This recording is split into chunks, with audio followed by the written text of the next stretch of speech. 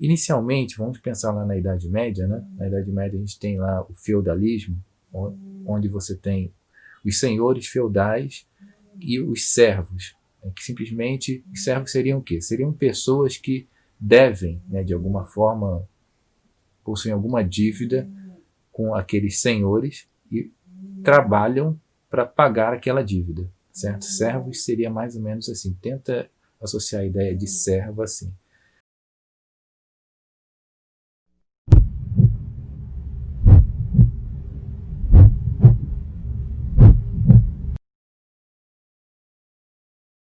Servidão medieval era uma situação de que a pessoa se submetia intencionalmente.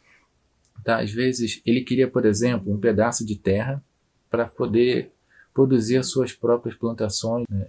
Eles tinham que pagar por aquelas terras, porque as terras a princípio eram dos senhores lá feudais. Eles concediam um pedaço de terra e os caras trabalhavam em prol daquela terra. Obviamente tinha uma série de problemas, porque não tinha muita regulação, né? Então já começa de cara aqui entendendo o seguinte: servidão é diferente de escravidão, e servidão é o que acontecia na Idade Média no início, ok? Agora, os senhores feudais comandavam lá os feudos. Feudos eram o quê? Grandes territórios, tá bom?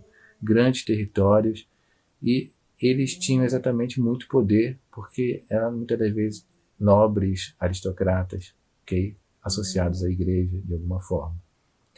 Esse poder que eles tinham, tá? Eles precisavam exercer sobre exatamente aquelas pessoas lá que estavam trabalhando para ele. O que acontece? Alguns desses indivíduos, né, acabavam se destacando porque produziam coisas por eles mesmos, tá? Eram os artesãos. E ao produzir, eles ganhavam status numa comunidade, num determinado feudo lá em questão. Quanto mais forem crescendo esses artesãos, né, mais um determinado feudo foi se tornando mais, digamos assim, independente em relação ao senhor, independente, porque cada um produzia a sua própria coisa, né? Você não precisava mais de ficar ali se submetendo ao senhor feudal mais.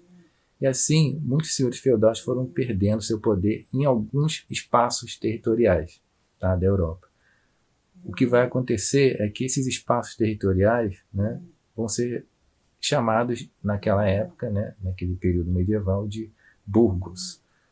Os burgos são exatamente espaços onde havia muitos artesãos, e os artesãos eles produziam muitas coisas, ganhavam status social porque eles produziam.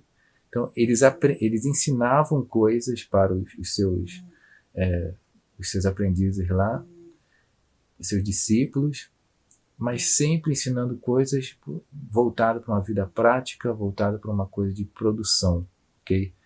Voltada para uma questão de status social.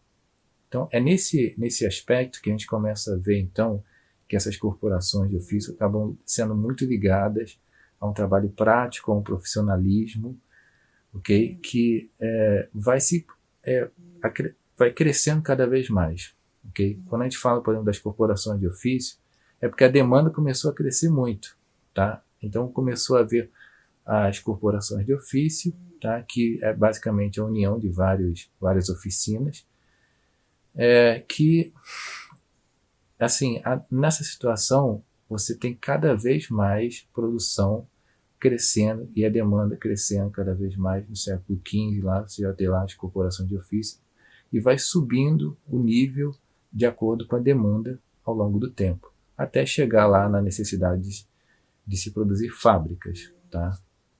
Já no século XVII, XVIII, lá, você já está falando agora de fábricas, que fábricas você já não tem mais essa relação do artesão, certo? Mas você tem agora uma relação de basicamente burguês e operários, tá? É aí que vai começar a surgir lá então a Revolução Industrial, né? Que vai marcar, por assim dizer, um aspecto capitalista, né, industrial inicial. Nas fábricas, tá, gente, a gente fala de operários. Por que a gente faz essa diferenciação aqui entre artesãos nas oficinas e operários nas fábricas? Basicamente porque No período dos artesãos, as pessoas tinham total controle sobre aquilo que produziam, tá? Ganhavam status social porque tinham um determinado controle. Agora, na, na, nas fábricas, né, os operários não tinham controle de todo o processo de produção. Eles não sabiam o que estavam produzindo. Sinceramente, simplesmente não sabiam. E a especialidade, né, ali era cada vez maior, tipo, aquela coisa realmente de você fazer os trabalhos da menor, digamos assim, que não exige muito esforço, de se dividir, cada um fazendo uma tarefa separada, né? Você vai ter lá exatamente a divisão do trabalho, cada vez mais acentuada ao longo do século XVIII e assim por diante. Quanto maior cresce essa divisão, maior é a alienação daquele indivíduo ali que está trabalhando. Ali começa a surgir então a ideia de operário propriamente, tá? E é ali que vai começar a ter esse sentido de alienação, né? Quando a gente fala então de daquilo que está sendo produzido e tudo mais, né? E isso, né, vai coincidir cada vez mais com a origem o desenvolvimento do capitalismo, o liberalismo moderno, tá? Que era totalmente incentivado pela burguesia. Okay? E ali, quando você fala do iluminismo, então, né, a gente fala principalmente desse período que foi muito financiado pela burguesia.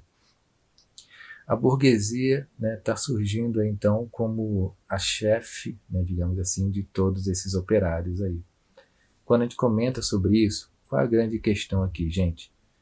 Do mesmo jeito que a gente tem lá uma certa alienação dos meios de produção, tá? A gente vai ter lá uma alienação também cada vez maior com as especializações do conhecimento, tá? Porque cada vez mais a gente vai se tornando mais especialista no conhecimento. O conhecimento em si ele perde a sua unidade. Cada vez mais vai perdendo a sua unidade. A gente começa a falar de uma área especialista em psicologia, a gente vai começar a falar de um especialista em química, outro em física, outro em astronomia, outro em música, outro, e assim vai ter vários especialistas, e eles muitas das vezes nem se comunicam entre si, não têm nenhuma visão do todo do conhecimento, mas eles se encerram lá na sua própria área e ficam ali, sabem tudo sobre a sua área, mas não sabem quase nada sobre as outras áreas.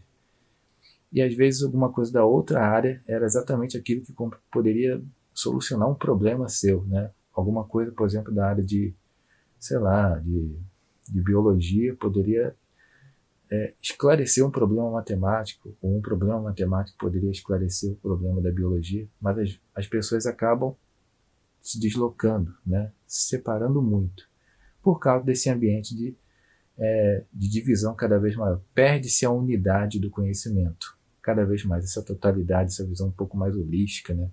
Do todo do conhecimento.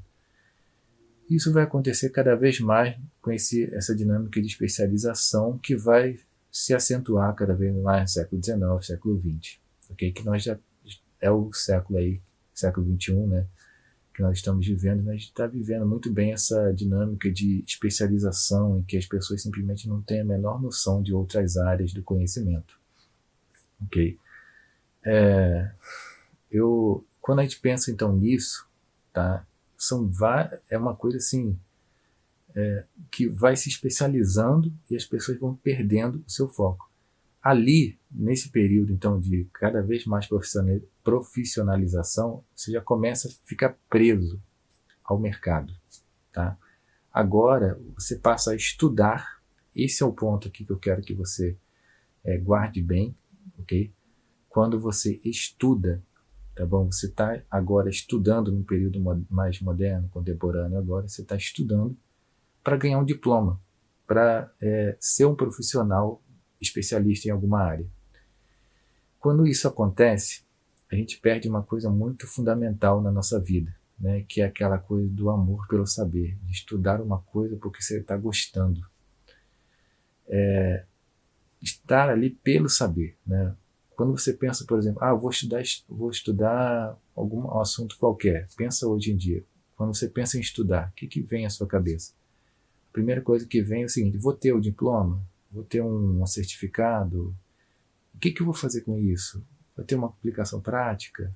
Todo esse tipo de pensamento já está trazendo toda essa carga, tá, do desenvolvimento que foi surgindo então na Idade Moderna, que é um pouco associado ao liberalismo, que pode ser associado ao capitalismo, ok? Que é essa carga, então, digamos, muito forte em relação a profissionalismo, certo? Estudar parece que sempre é estudar para fazer alguma coisa, para ser alguma coisa no futuro, para ganhar o status social. Você perdeu-se aquela ideia de um estudar porque eu estou tendo prazer em estudar. Quando você estuda Sócrates, aliás, quando você estuda sobre os textos de Aristóteles lá, imagina, eu estou estudando porque eu estou me desenvolvendo como ser humano, eu estou me tornando mais livre, eu estou adquirindo novas noções, novas teorias, eu estou crescendo quando eu conheço aquilo ali. A gente perde totalmente essa noção. Agora, parece que quando a gente estuda, tipo, eu vou estudar Aristóteles. Por quê? Porque eu vou ganhar um ponto, vou ganhar vários pontos lá na escola. Né? Perceba como o saber está sempre em função de alguma coisa. Tá? Da nota, o saber vai estar em função de um diploma, o saber vai estar em função de uma profissão que eu vou realizar no futuro.